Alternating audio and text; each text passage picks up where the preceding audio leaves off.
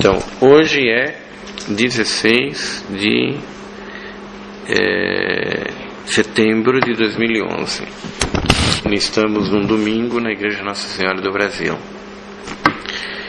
Então, na aula passada, que infelizmente eu não mandei ainda para vocês, e nós tivemos que faltar uma semana para ir nesse congresso, nós estávamos falando sobre a crítica da razão pura de Kant e estávamos desmontando ela no seu significado. E eu não sei o quanto que ficou na mente de todos, ou quanto que ficou nos apontamentos. E lamento a gente não ter mandado a gravação, foi impossível. E nós estávamos fazendo isso justamente para poder, pouco a pouco, ver as origens dos desvios dos sistemas educacionais modernos e do jeito como eles estão sendo canalizados para aprofundar essa crise espiritual do homem moderno. Então eu não sei, eu vou fazer retomar algumas coisas para aqueles que talvez não lembram, mas nós vimos que na crítica da razão pura o Kant ele parte de um pressuposto de que o espaço e o tempo não existem nas coisas, eles são uma estrutura mental, e que então quando nós vemos as coisas, a realidade das coisas que ele chama de númeno, que a gente não conhece tal como ela entra dentro da nossa mente e é moldada pela estrutura do espaço e do tempo.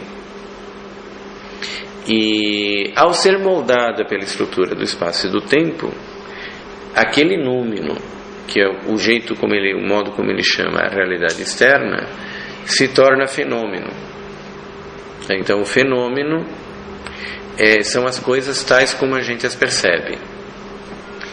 E ele montou essa história, pelo que a gente tinha dito, ele montou essa teoria toda para tentar explicar, no fundo, a teoria newtoniana. Quer dizer, o motor da crítica da razão pura e do trabalho do Kant, o motor basicamente é o impacto que a física newtoniana exerceu sobre a mente das pessoas na Europa, mas principalmente modificada, digamos assim, ideologizada através do iluminismo. Eu lembro que eu falei para vocês que o próprio Newton, ele não acreditava cegamente nas leis deles, e ele não achava que aquilo eram coisas autoevidentes. Foi o iluminismo que propagou isto para tentar destruir as ideias antigas. E aí o Kant assumiu as ideias de Newton tais como eles eram moldadas pelo iluminismo. Ele assumiu que aquilo era autoevidente. E ele estava tentando explicar como que a mente humana consegue perceber a evidência daquelas coisas. A evidência dessas coisas, ele diz que surge na mente humana através do que ele chama de juízos sintéticos a priori. Uma coisa que não existe, nunca existiu, e que ele coloca no livro dele, sem nenhuma observação, que ele que está inventando esse conceito, e que esse conceito não existiu na história das ideias, apesar de que ele diz que a lógica do Aristóteles, onde deveria estar esse conceito, ela é completa. Tudo isso a gente já falou. Para explicar como é possível o juízo sintético a priori, Eu só estou resumindo e relembrando para a gente entender o fio da meada. Para justificar como é possível um juízo sintético a priori, ele idealizou essa história do espaço e do tempo como estruturas mentais. Então, ele enxerga juízos sintéticos a priori na matemática e na geometria, onde não existem, e ele diz que esses juízos sintéticos a priori são possíveis porque a estrutura do espaço e do tempo já está na nossa mente. Então, você não precisa fazer uma experiência externa. Se você esquecer do conteúdo do mundo exterior e você analisar apenas os conceitos de espaço e tempo que estão dentro da tua mente, você não precisa de experiência, você deduz toda a matemática e toda a geometria. E quando ele tenta justificar as leis de Newton, então ele diz que as leis de Newton elas já não se o fato de que as leis de Newton são juízos sintéticos a priori não se pode justificar através do espaço e do tempo. O espaço e do tempo eles estão no nível do sentido, do sensorial, e as leis de Newton da física, elas estão no nível da inteligência, não da sensibilidade. E então esses juízos sintéticos a priori, que são das leis de Newton, devem ser estruturas mentais da inteligência e não dos sentidos. E onde estão essas estruturas mentais? Ele diz, eles estão nas categorias. As categorias são as estruturas com as quais a inteligência trabalha as coisas não sensoriais. E ele ele quer deduzir a tabela das categorias que o Aristóteles, segundo ele, não deduziu. E aí ele diz que as categorias, elas têm que ser deduzidas a partir dos tipos de julgamentos. Vocês estão lembrando disso tudo? Isso para o nosso visitante do interior, que a gente não está usando esse assunto, ele deve estar imaginando assim, mas como que eles estão entendendo isso? Eu não estou entendendo nada. É que a gente teve 6 aulas sobre esse assunto, e na verdade eu não estou explicando, eu estou só recordando para poder emendar o fio da meada. Então, eu chamei a atenção para vocês que enquanto em Aristóteles as categorias eram categorias de simples apreensões, curiosamente, para o Kant, as categorias são categorias de julgamentos. Ou seja, existem 3 operações do espírito na filosofia clássica: a simples apreensão, o julgamento, que é quando você atribui uma simples apreensão a outra, e o raciocínio, que é quando você faz uma cadeia de julgamentos. E o trabalho da inteligência na física, na filosofia clássica, começa com a simples apreensão. Para o Kant, o trabalho da inteligência começa nos julgamentos. Porque, para o Kant, sem que ele chame atenção para isso, na verdade não existe simples apreensão. Os conceitos não são simples apreensões. Os conceitos, eles são nomes ou figuras pelos quais você atribui uma coleção de coisas a um determinado nome. Então, ao você ver um monte de cachorros, você chama essa coleção de coisas semelhantes de cachorro. Então você está atribuindo um nome ou uma imagem a uma coleção de coisas. E isto é o conceito de cachorro. É um julgamento, é uma atribuição de uma coisa a outra. Ora, o Kant, de uma maneira muito disfarçada, que a maioria dos estudiosos não percebe, que ele conta isso não desse jeito que eu estou falando. Se ele contasse desse jeito, ele seria preso em flagrante, tá certo? Mas ao fazer isto, ele provou que ele é um nominalista. Quer dizer, que ele não acredita que a mente humana seja capaz de produzir um conceito abstrato. Os conceitos abstratos, que para Aristóteles são as simples categorias, que já são conceitos abstratos, para o Kant, eles não são simples apreensões, eles são atribuições, julgamentos de coisas sensoriais. Então, na verdade, o trabalho da inteligência ao produzir esses conceitos não é trabalho da inteligência. Ele chama isso de inteligência, mas isso não é inteligência. Isso é aquilo, e isto eu não falei nas aulas passadas, isto é aquilo, no fundo, que a filosofia clássica chama de estimativa ou de cogitativa. Eu não sei se algumas vezes vocês já ouviram falar disso. Então, na filosofia clássica, Aristóteles, São Tomás de Aquino, eles dizem que nós temos 5 sentidos.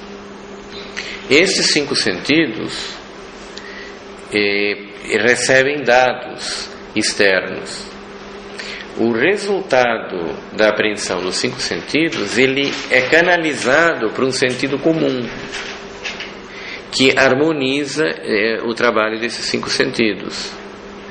Porque quando nós vemos uma pessoa andar e ouvimos o barulho dela, nós enxergamos e percebemos isso tudo coordenado. Você não ouve uma coisa num canto e vê a pessoa num outro canto, desconectado. Você percebe os dados de todos os sentidos, todos eles simultaneamente. Então, os dados desses sentidos têm que ir para um sentido comum. Esse sentido comum, depois ele vai para o imaginário. O imaginário é um repositório do resultado do sentido comum, que é capaz de lembrar e ficar elaborando essas imagens. Então, quando a gente lembra das coisas que nós vimos, essa lembrança das coisas que nós ouvimos, ela pertence ao imaginário. E do imaginário, nos seres humanos, a inteligência, ele pega os dados e faz uma abstração, e essa abstração é um simples conceito. Só que existe uma função do imaginário um pouquinho mais sofisticada, que os filósofos gregos enxergaram e chamaram de estimativa. E você vê a estimativa funcionar quando você vê, por exemplo, um animal fazendo uma coisa inteligente. Um João de Barro montando uma casinha e construindo aquela casinha como se fosse um arquiteto. Ou uma ovelha, quando ela sai foragida de um lobo. Então os filósofos antigos se perguntavam, mas como que a ovelha sabe naturalmente que o lobo quer comê-la? Então qualquer ovelha que exista, mesmo aquela que nunca viu um lobo, se na frente de um lobo ela sai correndo. E tem bichos muito piores do que o lobo que ela talvez não sairia correndo. Como é que ela sabe naturalmente que aquele lobo ele é maldoso? Porque o que está entrando pelo olho da ovelha e pelo ouvido da ovelha é apenas uma imagem. Então ela não deveria perceber que aquele lobo significa mal, significa o mal. Então isso daí, os antigos filósofos disseram que porque além do imaginário existe uma outra função no sentido que chama estimativa, que consegue enxergar, além da própria imagem, algum outro tipo de significado naquilo que está vendo.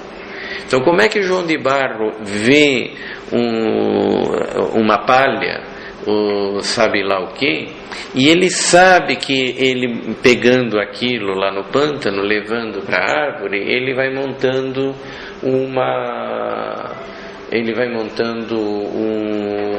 ninho.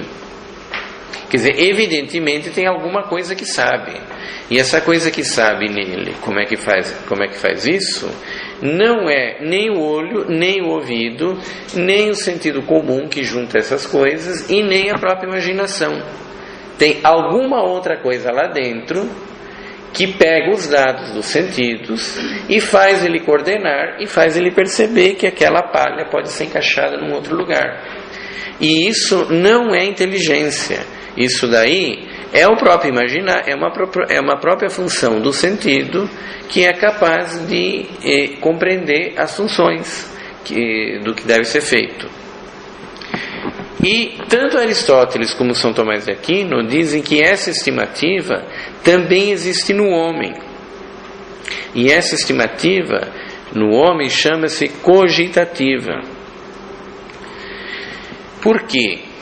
Porque no ser humano, a mesma estimativa que existe nos animais, ela existe também no ser humano, só que como no ser humano, o ser humano ele tem inteligência, existe uma influência da inteligência sobre a estimativa e que pode fazer o próprio sentido, de alguma maneira, ele trabalhar como se ele estivesse pensando.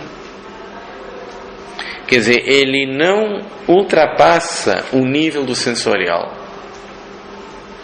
Porém, como nós temos uma função intelectiva que vê o abstrato e raciocina, essa função intelectiva, ela pode, de alguma maneira, aprimorar a estimativa e fazer ela parecer que está trabalhando inteligentemente.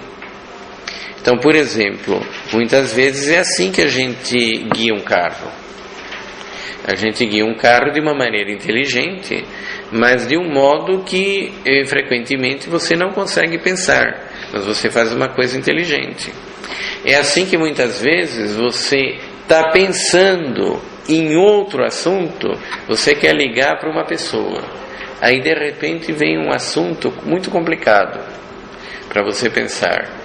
Enquanto você está pensando num assunto muito complicado, você vai digitando no celular todo o número que está lá, e aí de repente, quando você volta e o telefone está tocando, você diz, mas eu não estava pensando nisso e eu digitei o número correto, eu fiz a sequência certinha, apertei. Como é que eu fui fazer um negócio desses? Isso daí é o que a gente chama de cogitativa. Isso é a própria estimativa, que é sensorial, que adquiriu certas habilidades por uma certa impressão da inteligência nele. Se a gente não tivesse feito essa operação antes, intelectivamente, propositalmente, o sensorial não teria se acostumado a ela. Então, como a estimativa ela é capaz de um certo tipo de raciocínio, e ela pode absorver rotinas que só podem ser elaboradas pela inteligência, mas não está no nível da inteligência, está no nível do sensorial. Então o que acontece é o seguinte, que o Kant, sem ele ter ideia disto, ou se teve, ele não foi honesto ao escrever e não apontar, mas provavelmente não teve. Provavelmente ele estava enganado por causa do baixo nível de abstração que ele tinha. O que ele está descrevendo como intelecto e como categorias Na verdade, não é do nível da inteligência, é do nível daquilo que os filósofos gregos e os escolásticos chamam de cogitativa. Na verdade, a inteligência do Kant não é inteligência, é cogitativa. Aquela inteligência do Kant, ela é sensorial. E é por isso que ele não consegue entender as categorias de Aristóteles, que as categorias de Aristóteles estão no nível da inteligência mesmo, são conceitos abstratos. Quem acompanhou as aulas passadas está entendendo isso que eu estou falando? Sim? Bom, aí você veja bem, então o Kant, aí na última aula, ele diz o seguinte, que a inteligência humana, segundo a filosofia clássica, quer dizer, quando ele quer, ele cita a filosofia clássica, ela não tem apenas a função do julgamento, ela tem a função do raciocínio. E quando você elabora as categorias, e quando você faz os teoremas da física, você usa a função do julgamento, a operação da inteligência do julgamento. Mas existe uma outra função, uma outra operação que se chama de raciocínio, e existe aquela função que a gente chama de silogismo.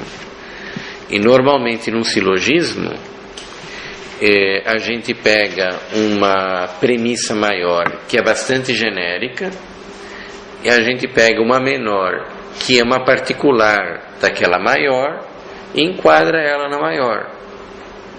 Então a gente diz: todo homem é mortal. Ora, João é homem, que é um caso particular. Portanto, João é mortal. Aí o Kant diz: veja bem, por que a gente faz isso? No fundo, não é bem assim que ele explica, mas ele quer dizer, no fundo a gente faz isso porque a gente percebeu que o João é mortal. A gente vê o João morrendo. E a gente gostaria de entender por que o João morre. Então você vai tentar descobrir uma teoria por que o João morre. E essa teoria é que todos os homens são mortais. Tá certo? Aí, quando você percebe que todos os homens são mortais, que é a teoria geral, aí você fica satisfeito com a morte do João, que diz: agora eu entendi porque o João morreu, porque o João era homem. Ora, todos os homens são mortais. João é homem, então João tinha que morrer. Então, na verdade, o Kant está dizendo que muitas vezes, na vida real, a gente faz o silogismo ao inverso. Quando a teoria clássica apresenta o silogismo, ela diz que o silogismo é o seguinte: você tem uma premissa maior, e aí você depois tem uma menor. Todo homem é mortal. Ora, João é homem, tem a maior e a menor. Aí você conclui, portanto, João é mortal. O que o Kant está dizendo é que na prática muitas vezes nós partimos da conclusão. Nós vemos que o João morreu e a gente não se conforma de que João morre. De alguma maneira, o ser humano, ele quer uma explicação porque o João morre. Então ele quer descobrir a premissa maior que explica aquele fato que ele viu. Isso é uma coisa óbvia. Quando as primeiras pessoas começaram a morrer de AIDS 20 anos atrás, eles queriam saber: por que eu estou morrendo e os remédios não funcionam? E o que está acontecendo? Aí os médicos foram raciocinando. Um belo dia, que as pessoas estavam em pânico, de repente você morria e não sabia do que, e os remédios não funcionavam, e estava todo mundo acontecendo. De repente um médico veio com uma teoria: existe uma doença chamada AIDS que dá uma imunodepressão. Ora, você está com AIDS, portanto você vai pegar imunodepressão. Quer dizer, o que aconteceu? Ele fez o silogismo de trás para frente. As pessoas estão morrendo de imunodepressão e precisam de uma explicação. Qual é a premissa maior? Qual é a lei geral? E isso começou milhares de anos atrás, quando viram as pessoas morrerem. Mas por que a gente tem que morrer? Então alguém chegou a essa conclusão, né? É que todos os homens são mortais. Ora, você é um homem, então você vai morrer. Pronto, está explicado. Então o Kant, ele está dizendo na última parte da crítica da razão pura, que os homens frequentemente, para explicarem, quando fazem um julgamento, por exemplo, João morreu, tá certo? Eles normalmente não se contentam com o julgamento, eles querem uma teoria que explique a validade do julgamento. Então, na física de Newton, você tem julgamentos. Os julgamentos sintéticos a priori da física de Newton são julgamentos. O ser humano, normalmente, quando faz um julgamento, ele quer encontrar uma lei genérica que explique o julgamento. Ele não fica contente de saber a coisa, ele quer saber por quê. É que nem as crianças. Eu vou sair. Papai, por que você vai sair? Porque eu preciso ir trabalhar. Aí ela fica contente. Mas depois, ele diz: papai, você vai trabalhar? Vou. Por que você vai trabalhar? E aí vai indo. Você, na verdade, está procurando as premissas maiores de um julgamento que você fez. Papai sempre trabalha. Você quer saber por que papai sempre trabalha? Papai sempre está saindo. Aí todo mundo que trabalha tem que sair. Ora, papai trabalha, então papai tem que sair. E depois, mas por que papai trabalha? Todo pai que se preza trabalha. E ora, meu pai é um pai que se preza, então por isso ele trabalha. E assim vai subindo. Então o Kant, ele diz o seguinte, que uma vez que a inteligência, que para o Kant a inteligência na verdade não é inteligência, ele chama de inteligência, mas não é. A inteligência dele, ele coordena fatos sensoriais que vêm dos sentidos e ele aglutina a um nome ou uma imagem. E ao fazer essas atribuições, ele forma um conceito. Então os conceitos, na verdade, todos os conceitos da inteligência feitos nesse nível dependem do sensorial. Na verdade, são coleções de sensorialidades agrupadas em torno de um nome. Então, ele é puramente nominalista. Mas, aí o Kant diz, não são exatamente essas palavras, mas eu estou dizendo de outras palavras para poder mostrar o que ele está dizendo na verdade. Quando a gente faz um julgamento nesse nível das categorias, que na verdade é uma sistematização do sensorial, quando você faz um julgamento destes, a inteligência nunca se acomoda com aquilo ali, ele quer saber por quê. Então você fez um julgamento que é a da lei de Newton, e que é um agrupamento de sensorialidades, debaixo das categorias que ele mostra, você não fica contente com aquilo, você quer uma teoria mais geral. Então você vai buscando conceitos mais gerais pelos quais você possa fazer um raciocínio e chegar naquele ponto. Então aí ele diz que ao fazer isto, então a mente humana, ela elabora conceitos que não tem nada mais a ver com os sentidos e nem com a sistematização da sensorialidade. Ela, por causa da estrutura mental dos seres humanos, que naturalmente é levada ao raciocínio, quando ele faz os raciocínios da matemática e da física, ele não se contenta com aquilo, ele quer descobrir leis mais gerais, premissas mais gerais que enquadrem aquilo ali. Então ele não se contenta, por exemplo,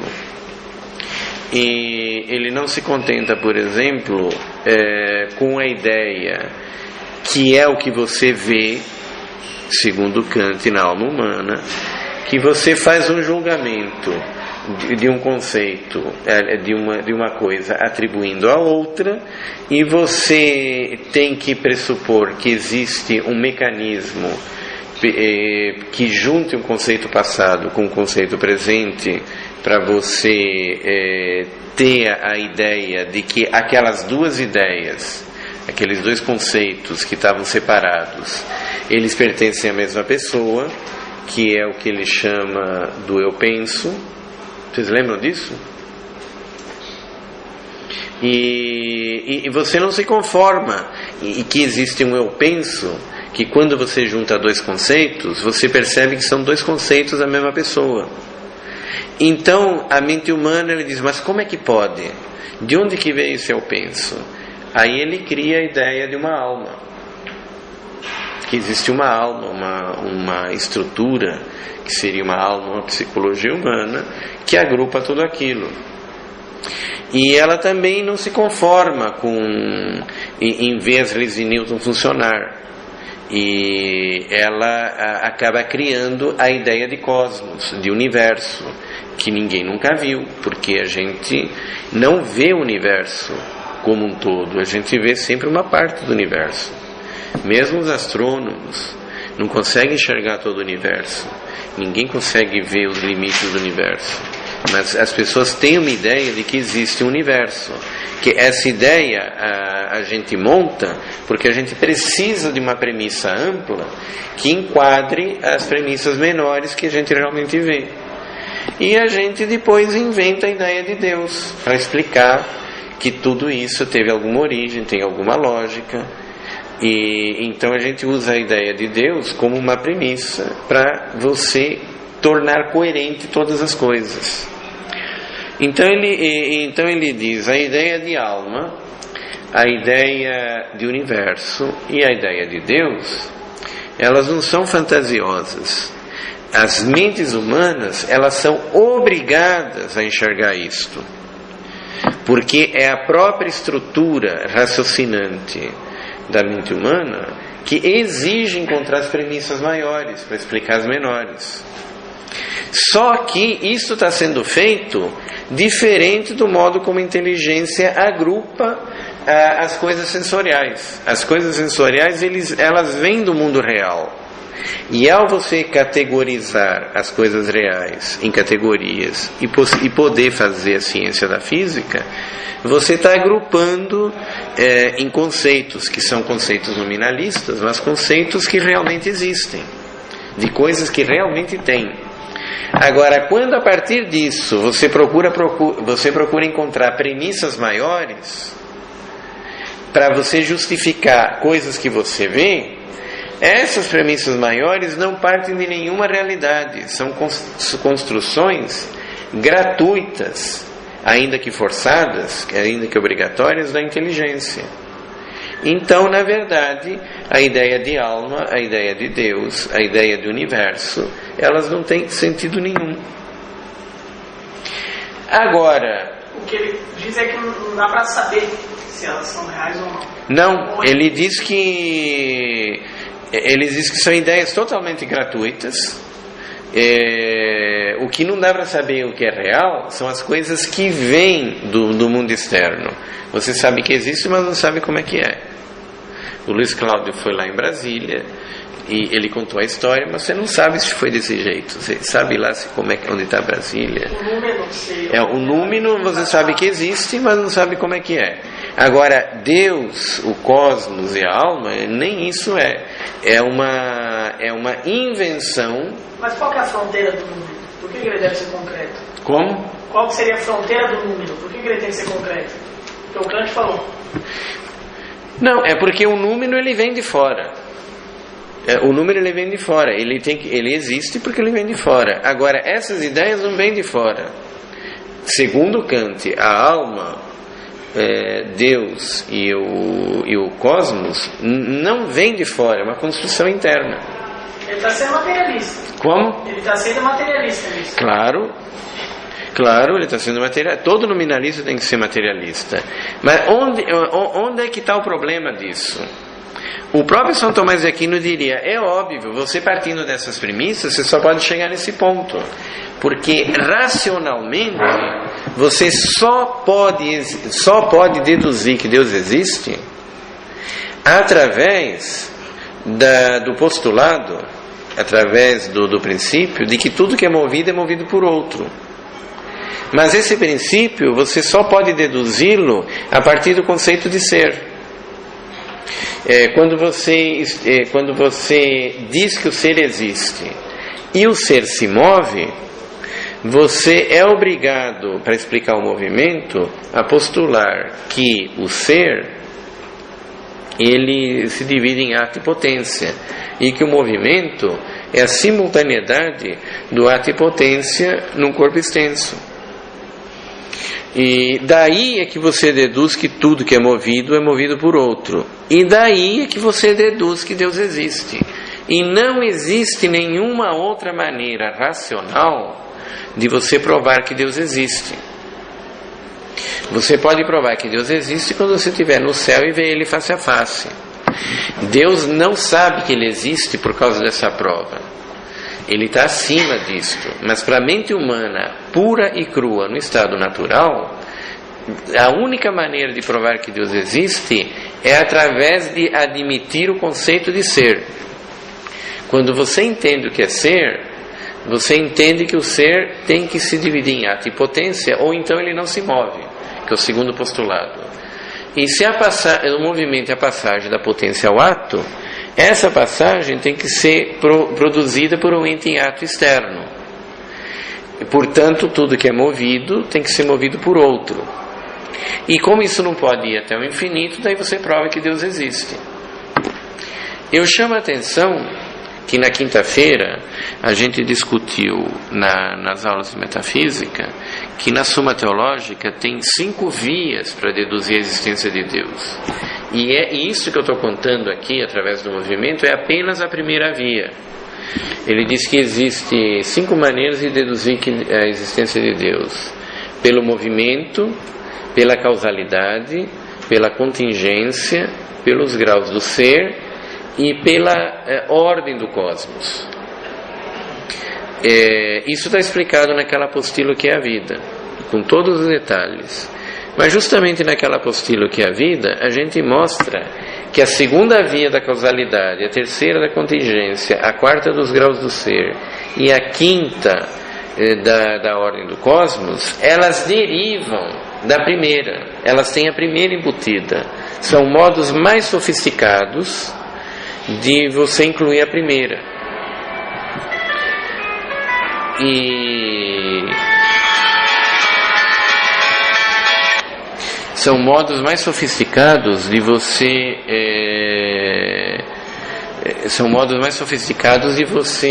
expor a primeira. Então, na verdade, só existe uma, que é a primeira, e que depende do conceito de ser. Ora, o conceito de ser é uma simples apreensão abstrata. E isso é que justamente o Kant não tem. A possibilidade de fazer uma simples apreensão abstrata para o Kant não existe. Ele mudou o paradigma.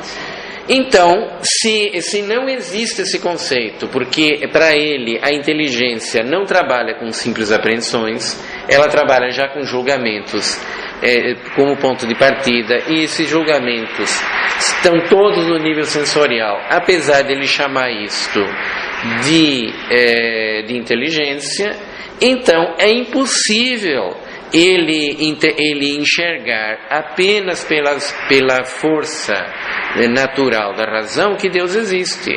É evidente, partindo dessas premissas, o São Tomás de Aquino ia dizer: concordo plenamente com essas premissas que você colocou, nunca você vai chegar à conclusão nem que a alma existe, nem que Deus existe e nem que o universo existe. Você está inteiramente certo, mas o erro está lá atrás, na primeira página, subentendido ali. Porque você é um nominalista. O conceito de ser não existe em todo o teu livro. Nas 3 críticas, crítica da razão pura, da prática e do juízo, não existe isso. E pouca gente percebe que não existe. Quer dizer, poucos estudiosos do Kant percebem que o não existe. Não é que percebe, é que eles sacam que não existe o conceito de ser na obra dele, e nem podia existir, porque o puro conceito de ser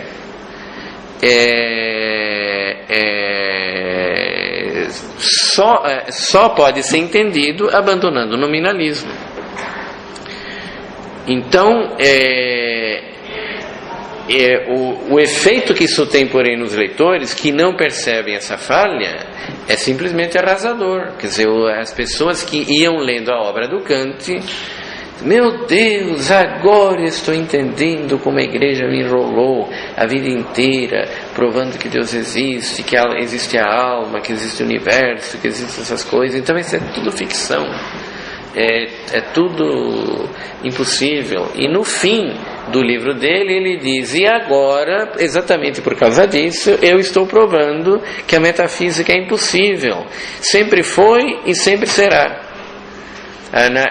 O ser humano, ele tem uma força imperiosa que move ele para a metafísica. O ser humano quer aprender metafísica, ele gostaria de entender essas questões, ele vive querendo acreditar em Deus, vive querendo entender que Deus existe, que ele tem uma alma, etc., porque a estrutura dele obriga ele a procurar essas coisas, mas isso é pura ilusão, não tem base na realidade. Claro, só que o problema é que para ele a verdadeira estrutura da realidade é o espaço e o tempo, não é o ser. Se você pega toda a filosofia desse homem, no fundo, a realidade é o espaço e o tempo, onde você pega um número que você não sabe o que é e encaixa lá dentro. Então, aquilo que começa na filosofia tradicional com o conceito de ser, em Kant começa com o espaço e o tempo, que é exatamente o jeito como começa a física. Quer dizer, todo mundo que fez ciências exatas sabe que quando a gente vai fazer um problema de física, primeiro a gente põe 3 coordenadas, x, y, z. O que é isso? É o espaço que você põe no referencial, e depois você põe o tempo que está passando. Para você resolver qualquer problema de física, você precisa definir as coordenadas espaciais e o tempo. Aí depois você vai montando as coisas. E é exatamente isso que a física, que a filosofia de Kant faz. Ele começa com o espaço e o tempo, em cima daquilo ele vai montando o resto. E na verdade é a filosofização da física newtoniana. Ele assumiu que aquilo é verdade absoluta e ele levou até as últimas consequências. Agora, é evidente, qualquer um admite que, se pensar direito, que para você botar 3 coordenadas e botar o tempo, você tem que admitir que nós existimos. Quem está botando as coordenadas tem que existir. E você está botando as coordenadas porque alguma coisa existe. A ideia do ser precede o espaço e o tempo, e não o contrário. Então, na verdade, tudo isso não passa de uma tremenda enrolação. De uma tremenda enrolação e uma tremenda, assim, falta de profundidade filosófica extremamente primária. Diga. Kant é o divisor de águas, só porque ele foi o primeiro, então, a levar a coisa tão a fundo. Ele reformulou todo o processo do conhecimento pautado no nominalismo. É porque ninguém chega tão fundo antes quanto ele. Ele reformular tudo. Não, na verdade, o grande problema é o seguinte: não é que ele reformulou tudo. O problema, no fundo, é o seguinte: quando o nível do ensino, quando o ensino deixa de ser uma sese, deixa de ser um aperfeiçoamento da inteligência e ele busca apenas resultados concretos, que é o que você induz a fazer quando você inventa o diploma, quando você abandona aquela teoria do Hudson Victor e da educação segundo a filosofia perene, a capacidade abstrativa das pessoas vai caindo e elas acabam virando nominalistas. Quer dizer, você, por exemplo, você não conseguir perceber que a mente humana é mais do que um computador, que é o que todo mundo acha hoje, que a mente humana é um computador muito sofisticado, quando você, analisando o trabalho da mente humana, você vê claramente que ela transcende qualquer tipo de computador. Isso daí é porque as pessoas são nominalistas. O nível de conceitualização abstrata é tão baixo que, na verdade, eles quase que voltaram à estrutura da cogitativa. Elas não estão pensando, elas não estão fazendo abstração, elas estão no nível da cogitativa. E a partir desse ponto, você é capaz de enganar as pessoas de uma maneira facilíssima.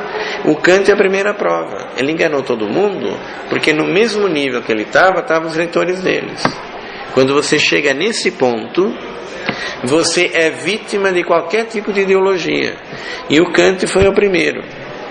Só que o Kant não estava fazendo isso de propósito. O Kant ainda, pelo que parece, ele era sincero. Ele não estava querendo fazer ideologia. Ele era vítima do baixo nível de abstração que tinha na época dele. Bom, agora, se a gente entendeu isso, eu lamento não ter mandado a última aula, que vocês deviam ter revisto para poder entender essa melhor. Eu prometo que amanhã eu vou mandar as duas, e que o assunto é difícil. Não é tão difícil quanto o nosso visitante talvez esteja achando, porque ele está caindo de paraquedas aqui. Você não fica assustado, tá? Mas ainda assim ele é difícil, não é impossível. Do jeito como ele está ouvindo, eu tenho certeza que ele não está entendendo, nem poderia. Mas para quem viu as aulas anteriores, está difícil, mas dá para entender. Deveria dar um pouquinho de esforço, um pouquinho de revisão. Então, mais ou menos, o Kant fala essas coisas na Crítica da Razão Pura. E então você veja,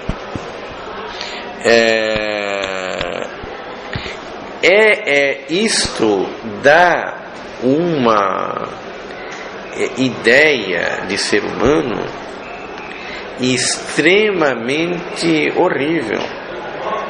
Quer dizer, não sei como é que alguém de nós poderia se conformar à ideia de que você não sabe o que está acontecendo na realidade, que você está moldando tudo através das categorias do espaço e do tempo, e que as coisas que você vê, você pode ordenar pela inteligência, mas você não pode passar um nível acima disso, porque ele já diz que não tem fundamento nenhum.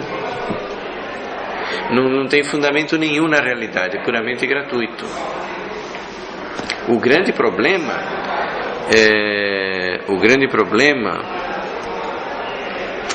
vocês não querem fechar a porta por causa do barulho? E a janela também? O grande problema é que na verdade ele não parte do conceito de ser. O conceito de ser não é sensorial.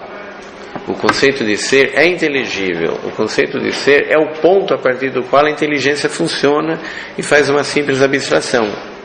Se você admite que você é capaz de enxergar que o ser tudo isso cai por terra e você, inclusive, é capaz de deduzir outras coisas. Você pode deduzir com certeza absoluta que Deus existe, desde que você admita que uma coisa existe e se move. Mas para você admitir que uma coisa existe, você tem que aceitar que a mente humana é capaz de aprender o conceito de ser, e que o conceito de ser não é uma associação, não é um julgamento, é uma simples apreensão. O Kant não entende isto, basicamente porque ele quer partir do conceito de espaço e tempo, porque ele quer imitar a física do Newton. Ele foi iludido que a física do Newton é auto-evidente, e ele foi iludido porque a capacidade administrativa dele era pequena. Isso é consequência da estrutura escolar, e aí aconteceu tudo isso. Agora, para a surpresa de todo mundo, depois que ele escreveu a Crítica da Razão Pura, aí ele escreveu a Crítica da Razão Prática. Não sei quanto tempo depois, mas não foi logo, demorou.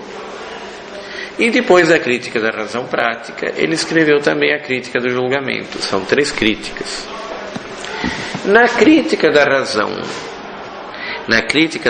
Prática, aí você veja que coisa descomunal.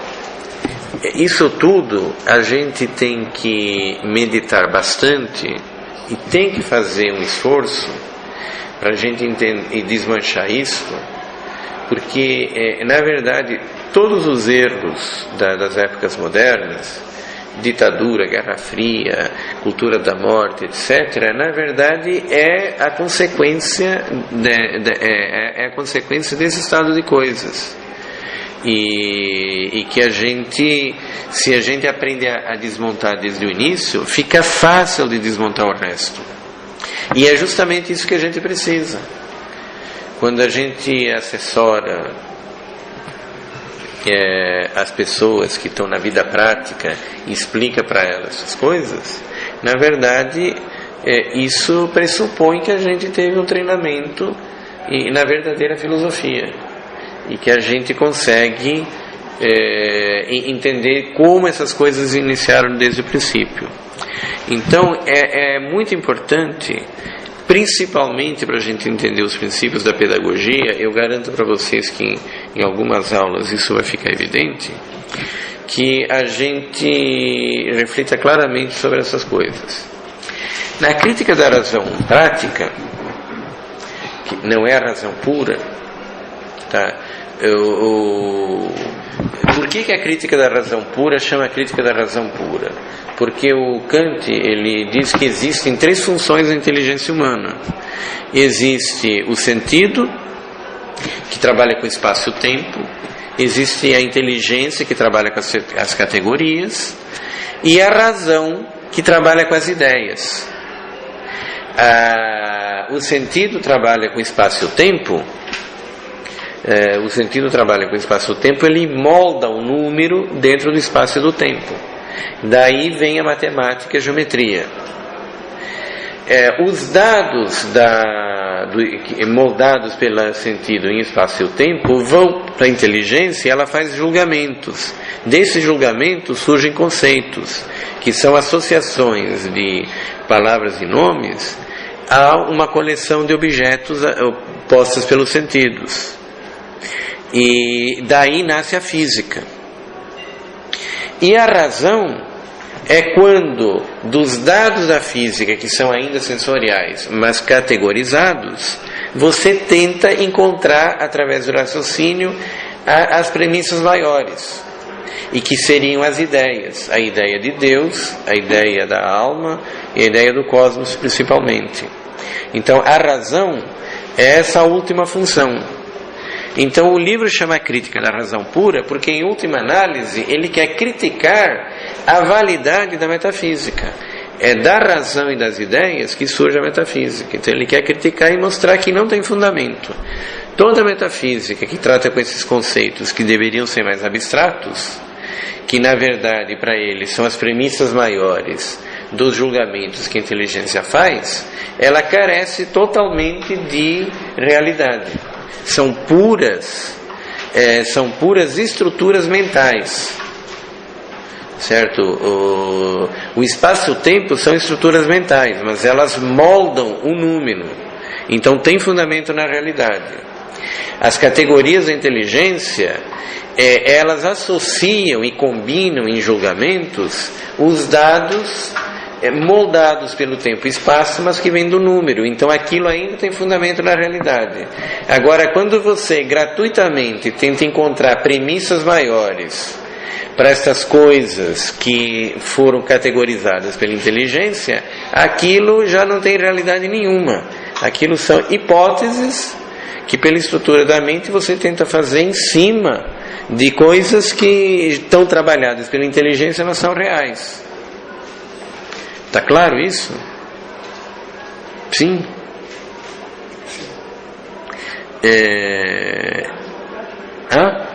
Aí vem a crítica da razão prática. Então ele está criticando a razão pura. Por isso que chama crítica, porque ele quer derrubar, desmistificar. Na verdade, a gente tem que fazer a crítica dessa crítica. A crítica dessa crítica é que ele é nominalista e ele não sabe o que é o conceito de ser. E você prova que, se você tirar o conceito de ser, você não consegue provar nenhuma dessas coisas mesmo. Não precisava disso tudo. Não precisava disso tudo. Você, pela própria questão primeira ou segunda da Suma Teológica, você vê claramente que o único jeito de provar que Deus existe é partindo do conceito de ser. Se você não tem, não precisa fazer a baboseira toda. Você já sabe de antemão que não vai chegar. Quando ele chega e ele diz isso não existe, a gente tem que dizer: Bidu, claro, você jogou fora a única coisa pelo que você queria chegar lá, e ainda assim você tenta chegar lá e prova que não tem fundamento. Mas é óbvio, não precisava ter escrito esse livro todo. Você tem que voltar lá para o Mobral, meu caro. Bom, aí você veja o que acontece na crítica da razão prática. Na crítica da razão prática, ele diz o seguinte: que é evidente que o ser humano, ele consegue enxergar as leis morais. O ser humano, ele consegue enxergar as leis morais, as leis da ética, o dever, que o entendimento do certo e do errado é patente no ser humano. O ser humano, ele enxerga dentro dele uma lei moral. Os imperativos da moral e da ética são absolutamente claros para todos os seres humanos. Todo mundo sabe que certas coisas são certas e outras são erradas. A lei moral é um dado evidente para o ser humano. Quando a gente vai trabalhar na vida prática, quando a gente vive na vida prática, a gente tem clara percepção de que o ser humano, ele tem a capacidade de enxergar a moralidade dos seus atos. E ele diz: isso é tão evidente que eu não vou provar. Isso se prova pela própria evidência dela, não tenho que provar. Isso é claríssimo. Aí ele diz assim: mas de onde que vem essa consciência da lei moral? Aí ele diz: é evidente que isso não vem do espaço e do tempo. Quando você tem certeza que você não pode matar as pessoas, quando você tem certeza que você tem que ser honesto, que isto é uma lei moral, que nós temos um sentido de dever dentro de nós, quando você tem certeza disto, isto é imediato. Ele diz: isto não veio porque um número foi moldado pelo espaço e tempo, você juntou em categorias, essas categorias você elaborou, e aí você fez uma lei. Todo ser humano, ele tem consciência do dever moral, ele tem uma consciência moral que é evidente, e isto não passa pela ele diz, o que é incrível é que isso não passa pela estrutura de espaço e tempo. E aí ele diz, bom, se isso não passa pela estrutura de espaço e tempo, e isto é real, é porque quando a gente percebe a lei moral, a gente não está vendo um fenômeno moldado pelo espaço e tempo, que a gente elaborou em categorias. Tá? Isso daí não é física, não é lei da física, a lei moral. A lei moral é um espetáculo dentro do ser humano. Todos nós. É que naquele tempo também as pessoas eram bastante mais honestas, apesar de burras. Então elas pelo menos elas enxergavam isso. Hoje a gente diria, é mesmo? Mas eu não tenho tanta certeza disso não. Eu faço as coisas porque as pessoas mandam. Partindo desse pressuposto dele, então, quer dizer, nenhuma pessoa mataria outras. Não, pode matar, mas ele enxerga que é errado. Tanto assim que se arrepende depois.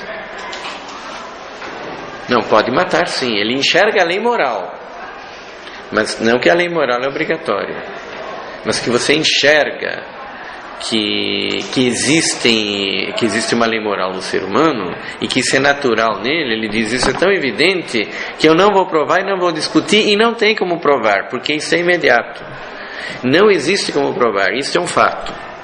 Ora, só que acontece que isso não é moldado pelo espaço e tempo, e isso não é categorizado por fenômenos que vêm do espaço e tempo. Portanto, se eu estou percebendo uma lei moral e isto não vem pelo espaço e tempo, e o que vem pelo espaço e tempo é um fenômeno, isso significa que quando eu percebo a lei moral, a minha inteligência está percebendo alguma coisa sem ter vinda do sentido. E se ela não veio do sentido, ela não veio de um númeno transformado em fenômeno. Portanto, quando eu vejo a lei moral dentro de mim, na verdade eu estou vendo diretamente um númeno. Eu estou vendo a realidade tal como ela é, sem estar moldada pelo tempo e espaço. Porque o fenômeno, o que é o fenômeno que o Kant diz? O fenômeno é um número que você não sabe como ele é, moldado pelo espaço e tempo. Depois que o espaço e tempo moldou, você já não sabe mais como a coisa ela é.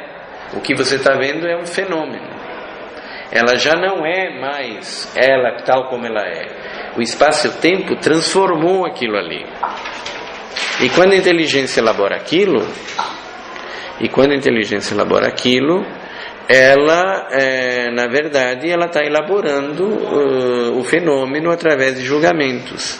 Mas se a lei moral, se você enxerga dentro de você uma lei moral, e que ela é real, e que eu não vou provar que isso acontece, porque é tão evidente que isso, a prova é o próprio fato em si. E eu estou enxergando essa coisa, mas isso não foi enquadrado e moldado pelo espaço e tempo, e não foi categorizado, porque não veio lá do espaço e tempo. Significa então que quando eu vejo a lei moral, eu estou vendo alguma coisa que não foi moldada pelo meu espírito. Eu estou vendo uma coisa tal como ela é, então eu estou vendo um número. Quando eu percebo a lei moral dentro da alma humana, quando a alma humana percebe uma lei moral, eu não estou vendo um fenômeno, eu estou vendo um número. A minha inteligência está vendo diretamente a coisa como ela é. E isso é uma coisa assim que surpreendeu todo mundo quando ele escreveu a Crítica da Razão Prática, porque a Crítica da Razão Prática não apareceu junto com a Pura. Da Razão Pura. Ele escreveu a Pura e o pessoal achou que tinha acabado. Dali 10 anos depois, veio essa bomba. Bom, então quando a gente vê uma lei moral, a gente vê um número. Quer dizer, você vê uma coisa real que não foi estruturada pelo espaço e pelo tempo. Então o ser humano pode enxergar um número. Bom, mas que esse Kant, eu vou te contar cada surpresa que ele faz. Primeiro uma teoria dessas, depois de repente ele chega e diz que na vida moral a gente enxerga os números, tais como eles são. Então a mente humana pode enxergar um número. Como é que se explica isso? Ele não explicou. Isso não precisa explicar, é evidente. Isso aí é tão evidente que eu não preciso explicar. E é evidente daí também, ele diz assim, que você também enxerga o que é a liberdade. Porque se você enxerga a lei moral, quer dizer que você deve fazer tal coisa, essa lei moral que você enxerga e deve fazer tal coisa não é uma lei de Newton, que diz que o peso vai cair. Quando você diz que deve fazer tal coisa, justamente essa lei moral existe porque você pode não fazer tal coisa. E você entende que você deve. Se aquilo fosse uma lei obrigatória, aquilo não seria uma lei moral, seria uma lei de Newton. Quer dizer, você nunca pode matar. Então, nem que você queira, uma força superior vai obrigar você a não matar. Que nem se você jogar pela janela de um prédio, você vai cair. Não tem jeito. É obrigatório. Não é que você deve cair. Se você não quiser, você sobe. Você cai necessariamente. Na lei moral, só é lei moral e você só enxerga que você está enxergando uma coisa que está dizendo que você deve. E é evidente que você deve. E justamente se você deve, é porque você pode não fazer aquilo. Então, a lei moral supõe a liberdade. Então, o conceito de liberdade também, eles não passa pelo espaço e tempo. O conceito de liberdade é evidente que os seres humanos são livres porque, na razão prática, você enxerga o dever. E a consequência do dever é o fato de você ser livre, porque só é dever porque você poderia não fazê-lo. Se você não pudesse não fazê-lo, aquilo não seria um dever, aquilo seria uma lei da natureza. E aí você veja o que vocês acham disso? Isso daí é uma paranoia, tá certo? Isso daí é uma paranoia. Mas qual é a explicação? Quer dizer, por um lado ele botou todo mundo a acreditar que era inacessível você ver a natureza, mas quando você vê a lei moral, você vê a realidade tal como ela é, direto pela inteligência, você vê o número, e pelo menos é isso que ele diz. Vocês não querem... Eu sei que nós estamos na 10h05, mas a gente gastou um bom tempo por causa da preliminar. Eu só queria perguntar uma coisa. Vocês não querem arriscar para me explicarem em conceitos tradicionais como que a gente interpreta isso? Porque isso é o que ele diz, tá certo? Isso é o que ele diz. Agora, realmente, analisando direito, o que significa isso que ele diz? Qual é a verdade do que ele diz? Isso é o que ele apresentou. Por exemplo, ele não diz que ele é nominalista. Sou eu que estou dizendo que ele é nominalista, desmascarando ele. Que aquilo que ele chama de inteligência não é inteligência. O que ele chama de inteligência é o que a filosofia clássica chama de cogitativa.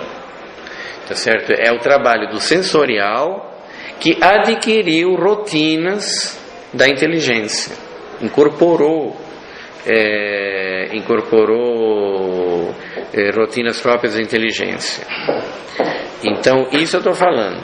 O Kant, ele diz isso. Quando a gente enxerga a lei moral, essa lei moral não foi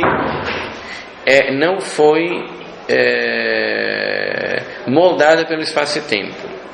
Então, se não foi moldada pelo espaço e tempo e você vê alguma coisa e você não moldou por nada, é porque você está vendo a realidade tal como ela é. A realidade tal como ela é um número.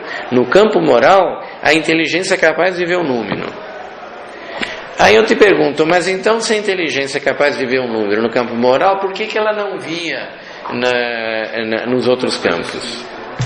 E na verdade, o que ele está querendo dizer com isso? Porque essa história está mal contada. Na verdade, deve ter uma outra explicação. Deve ter uma outra explicação que desmascara o que ele na verdade está dizendo. Aí eu pergunto para vocês, qual é essa outra explicação? Quer dizer, o que é que realmente ele está dizendo que ele não está querendo dizer? Para enrolar todos nós, e a ele próprio, inclusive. Alguém arrisca?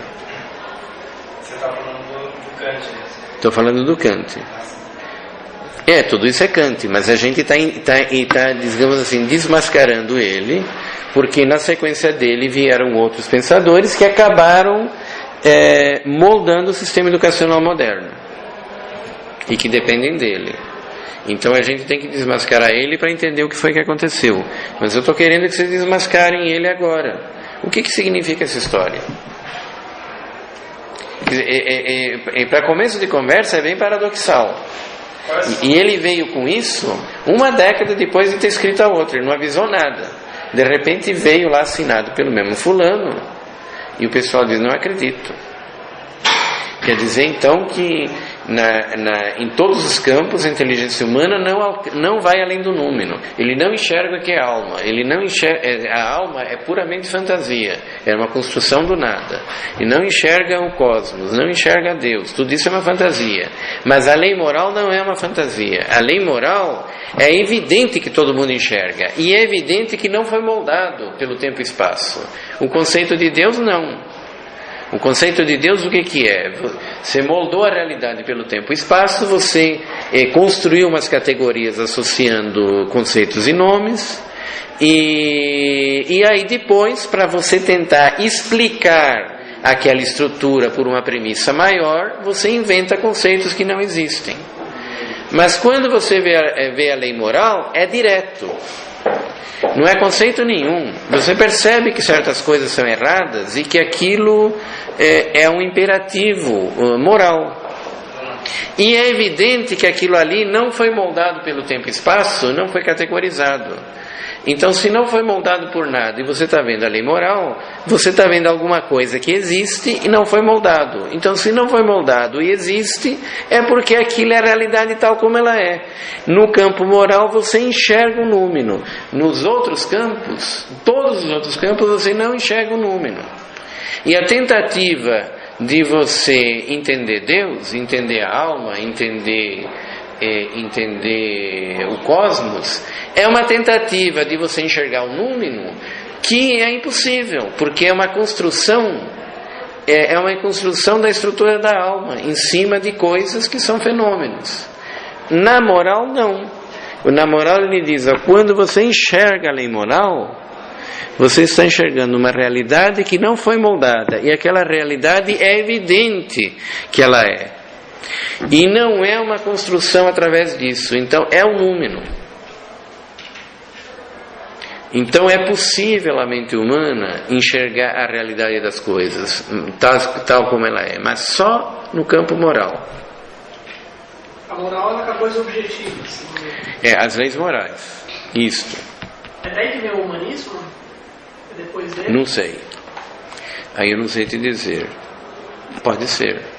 Mas eu queria que vocês me explicassem o que significa isso. Isso é o jeito como ele contou. Tá certo? Mas tem muita coisa que ele não conta. Ele não conta, por exemplo, que há exemplos que ele não conta. Ele não conta que foi ele que inventou os juízos sintéticos a priori. Ele coloca de um jeito que o aluno, o estudante, ele percebe, ele acha que aquilo foi sempre pensado daquele jeito. Em nenhum momento ele tenta mostrar que ele que inventou aquilo, ele é o primeiro. Se ele tivesse dito isso mais claro, as pessoas poderiam talvez começar a enxergar melhor. E então tem muita coisa que ele não diz e tem muita coisa que ele coloca erroneamente. Todo mundo imagina que o conceito de ser existe em Kant. E que, eu não sou especialista em Kant, mas eu não vi, tá certo? Todo mundo imagina que o conceito de ser que existe em Kant, mas que é uma estrutura idealizada.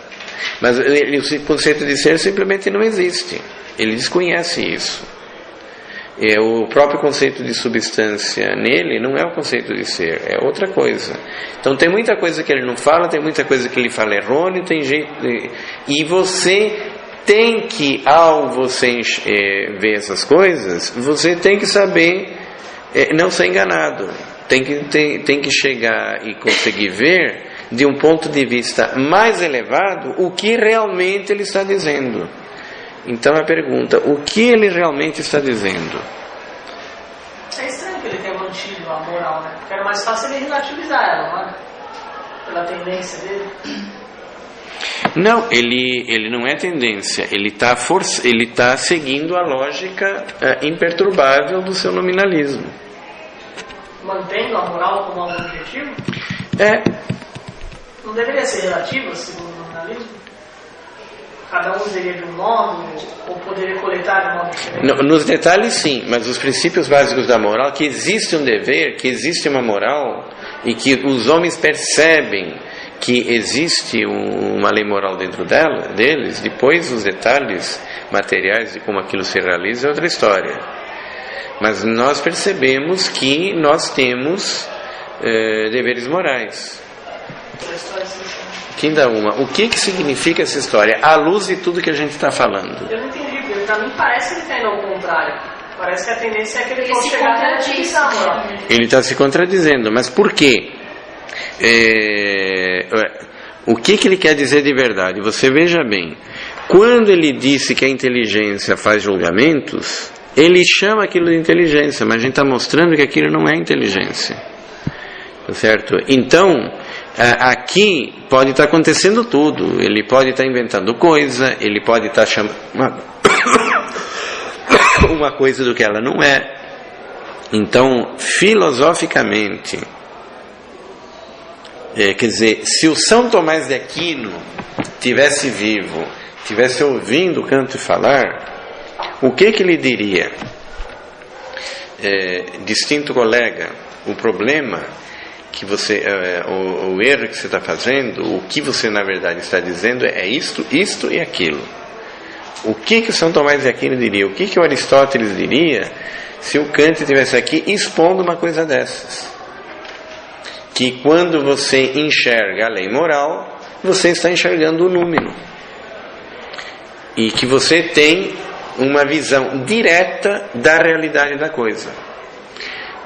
Desintermediada do sentido e desintermediada da categorização do que vem no sentido.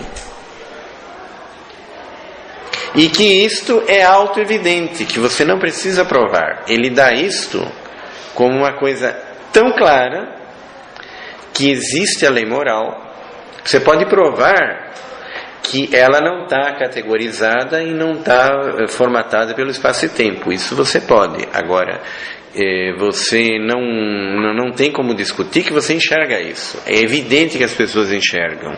E você raciocinando um pouquinho, você percebe que aquilo não veio de um fenômeno moldado pelo espaço e tempo. Então aquilo não foi moldado. Se não foi moldado, significa que você está enxergando a realidade exatamente como ela é, sem intermediação do sentido. Quando você enxerga a lei moral, você dá um salto como ser humano. Você é mais do que um mero ser humano, digamos assim. Você está fazendo aquilo que o metafísico queria fazer, mas ele não consegue, mas o moralista consegue. Ele não poderia concluir que era algo cultural? Como se enxerga a lei moral? Como faz para enxergar a lei moral? Segundo ele, diretamente. Você não percebe que você tem deveres? Mesmo que alguns deveres, alguém tem que te explicar, você tem que fazer isso. Mas que você tem deveres. Mas não é sensorial? Não é sensorial isso? Ele diz que não, porque se não é moldado pelo espaço e tempo, e é da inteligência, você está vendo a coisa diretamente. Você está vendo o número. Quer dizer, incrível. Incrível, quer dizer, é gozado então que a mente humana tem duas estruturas, segundo ele, tem duas estruturas completamente diversas. Uma que ignora a realidade como ela é e nunca vai vê-la. Mas quando você começa a se comportar moralmente, a praticar e enxergar a vida moral, você tem acesso direto e imediato à realidade, pelo menos naquilo. Eu gostaria de responder isso agora, mas por causa do tempo e também para deixar vocês pensando, talvez seria melhor a gente explicar semana que vem. Tá? Então eu queria que vocês pensassem como uma forma de exercício. Você veja, filosofia não é uma coisa imediata. Na filosofia, para você meditar em certos problemas, você tem que meditar neles durante muitos anos. Frequentemente, você só encontra a resposta depois de você ter meditado durante muitos anos num problema e você ter analisado outros em paralelos. De repente aparece a resposta. Mas, de qualquer maneira, você tem que acostumar com a ideia de que a meditação séria envolve anos. Então, a gente está acostumado a querer receber a resposta das coisas imediata. E a gente, justamente por isso, a gente não pensa. E isso é um vício sério que a escola acostumou a gente a fazer isso. Mas a gente tem que acostumar a colocar certos problemas e a gente passar muito tempo refletindo neles. Isto é o que faz a gente realmente aprender a meditar e aprender a contemplar, no sentido do Hugo de São Vítor. E isso é o que faz realmente a gente conseguir sair dessa opressão da ideologia que está em todo lugar. Todos nós somos movidos por ideologia hoje em dia. Vocês não imaginem que vocês são melhores do que os outros. Vocês estão nesse barco tanto quanto todo mundo. É uma luta tremenda a gente sair disso. E um dos exercícios para a gente sair disso é justamente tentar responder essa pergunta e muitas outras. E que vocês vão perceber que não vai sair em 5 minutos. Isso daí precisa de muito tempo. Na verdade, eu gostaria de deixar vocês pensando 10 ou 20 anos nisso daí. Agora eu vou deixar só uma semana, porque a gente tem que ir em frente. Então eu vou dar a resposta no domingo que vem, se a gente tiver aula. Esperamos que sim. Mas eu gostaria que vocês tentassem fazer isso. Não se preocupem se vocês não chegarem na resposta. Muitas vezes chegar a uma resposta dessa leva anos. O que vocês têm que começar a perceber é quanto é importante a gente aprender a meditar a fundo. Tá? Infelizmente, eu vou deixar vocês de molho só uma semana. Daqui a uma semana nós vamos explicar esse mistério. O senhor falou que a dica está em que ele confundiu a inteligência? Não, eu não dei dica nenhuma. Não, eu não dei dica nenhuma.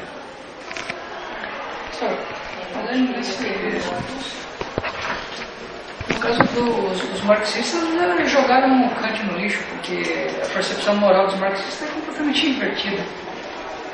Então como é que isso que o Kant está falando? A percepção moral do marxista é completamente invertida da nossa. Não, aí nós vamos ver como é que chegou lá. Na verdade chegou, porque uma vez que você faz um erro, você vai acumulando erro acima de erro, e aquilo já não quer dizer mais nada. Tudo isso é uma bagunça que na verdade não tem sentido nenhum. Esse homem é um cego, é um irresponsável, do Kant. Então não adianta nada ele depois de tudo que ele fez, dizer que a apreensão moral é correta, porque na verdade a confusão é tão grande que isso não vale mais nada. Porém eu quero que vocês me digam onde é que está o erro. E Deus abençoe vocês. Amém. Olha só, se você vê a história de São Tomás de Aquino, você vê que o São Tomás de Aquino, ele meditava nos erros humanos com paciência, com vagar, ele rezava e ele fazia um esforço para entender erro por erro, para o bem da igreja e para o bem dos homens.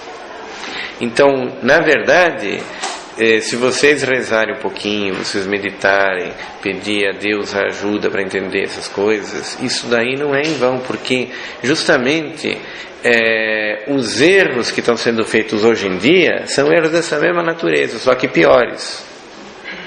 E piores no sentido que são inclusive mais simples de serem entendidos. É que a mente humana já se degradou tanto que com coisas muito mais simples você não resolve.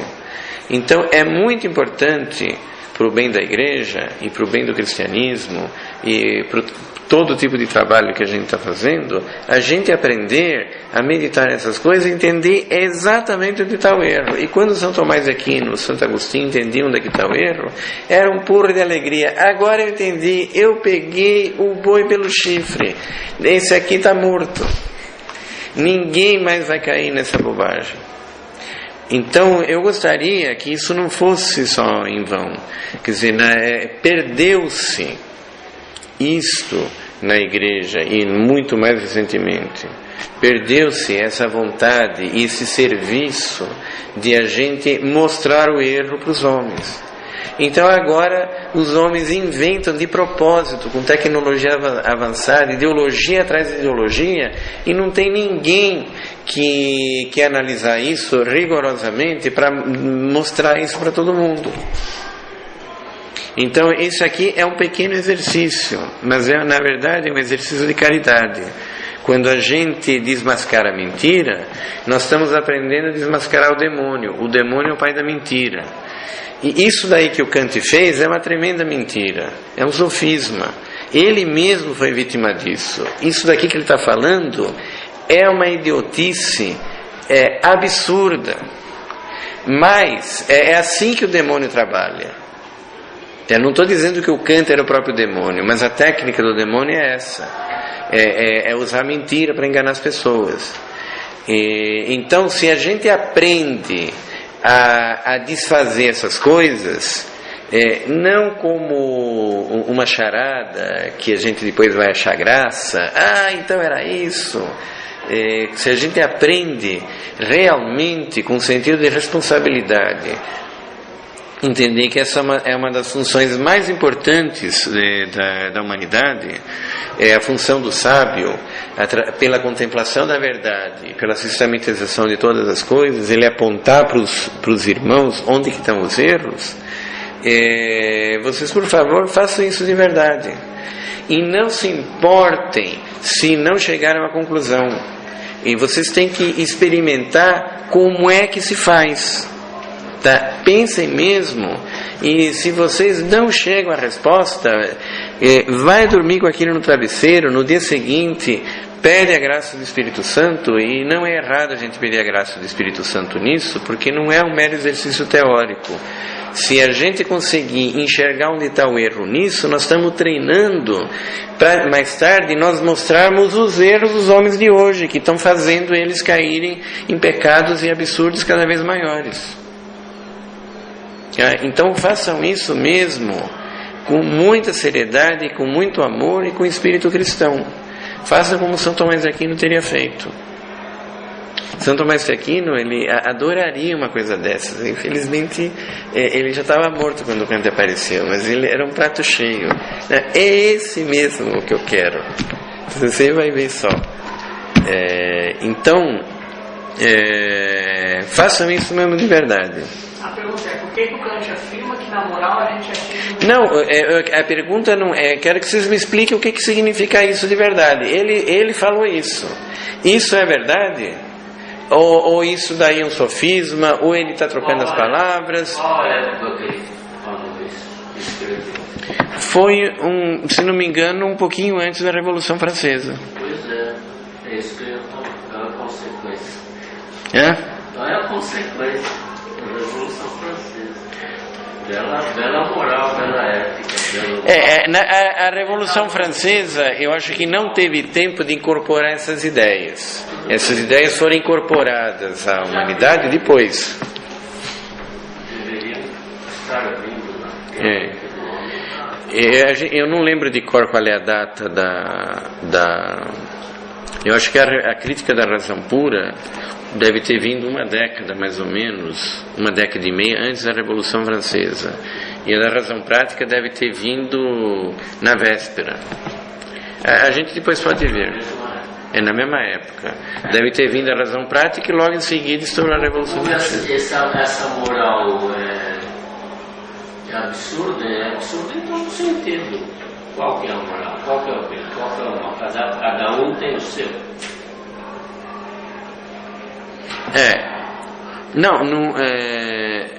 Bom, eu quero que vocês me expliquem o que quer dizer isso de verdade. Vocês me expliquem em conceitos tradicionais, mais elevados, mais abstratos, o que significa isso. Vocês troquem em miúdos. Olha, você está dizendo isso, mas na verdade você quer dizer isso, isso e isso. E isso daí está certo nesse ponto e está errado naquele ponto. E mostrar isso de uma maneira bem evidente. Então Deus abençoe vocês. Semana que vem a gente se fala novamente. Amanhã de manhã eu espero mandar essa aula e anterior. Aí vocês ouçam as duas.